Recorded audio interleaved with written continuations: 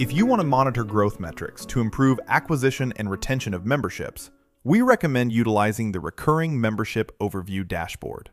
To find the Recurring Membership Overview Dashboard, you can filter by membership category and then select the dashboard. This dashboard will help you keep track of your total current active members. Monitor the average charge per member to understand its impact on lifetime value and overall revenue. Track the average duration of active and completed memberships to assess membership lifespan.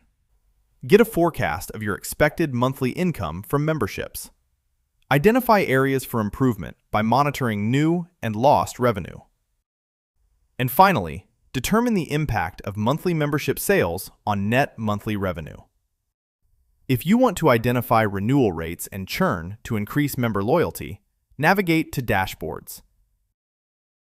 Filter for the category Membership and access the Membership Retention Insights dashboard.